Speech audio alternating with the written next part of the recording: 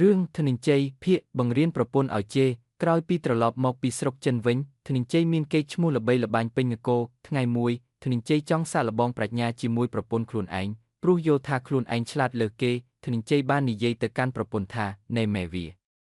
បើឯងពូកែជេរឯងសាកជេរអញឲ្យអស់ចិត្តមើលបើឯងជេរអញមិនចុះចាញ់ទេអញនឹងឲ្យរង្វាន់ប៉ុន្តែបើឯងជេរចាញ់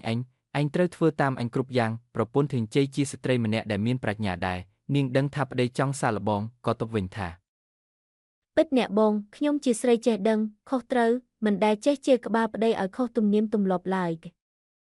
ធនិញ្ជ័យនៅតែបង្ខំរហូតដល់រោគនឹកឃើញល្បិចមួយគឺបង្រៀនប្រពន្ធឲ្យជេរគេយកត្បាល់បុកគ្រឿងមកដាក់រួចប្រាប់ប្រពន្ធថាឥឡូវឯងស្ដាប់អញបើអញបុកត្បាល់គ្រឿបឯងត្រូវជេរថាអាចីបើអញបុកត្បាល់ក្រាំងឯងត្រូវជេរថាអាចោ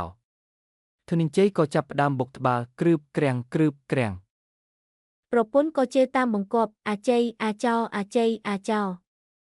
ខណៈពេលដែលប្រពន្ធកំពុងជេរយ៉ាងខ្លាំងតាមចង្វាក់ត្បាល់នោះស្រាប់តែមានភ្នាក់ងាររបស់ស្ដេចដើរកាត់មុខផ្ទះពួកគេប្រពន្ធធនិញ្ជ័យជេរអាចីអាចោយ៉ាងខ្លាំងក៏ចូលមកសួរនាំធនិញ្ជ័យស្មានតែខ្លួនឯងឈ្នះក៏ដើរចេញមកសើចដាក់ប្រពន្ធប៉ុន្តែប្រពន្ធបានបង្វែរស្ថានភាពភ្លាម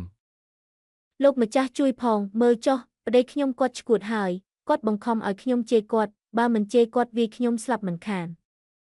ភ្នាក់ងារស្ដេចឃើញដូច្នោះក៏យល់ថាធនិញ្ជ័យពិតជាមានចរិតប្លែកមែនទើបនាំគ្នាទៅរាយការណ៍ថ្វាយស្ដេចចុងក្រោយធនិញ្ជ័យត្រូវស្ដេចហៅទៅស្ដីបន្ទោសចំណែកឯប្រពន្ធវិញបានឈ្នះធនិញ្ជ័យដោយប្រើល្បិចបកត្រឡប់វិញយ៉ាងវៃឆ្លាតអត្ថន័យអប់រំកុំមើលងាយអ្នកដទៃទោះបីយើងឆ្លាតប៉ុណ្ណា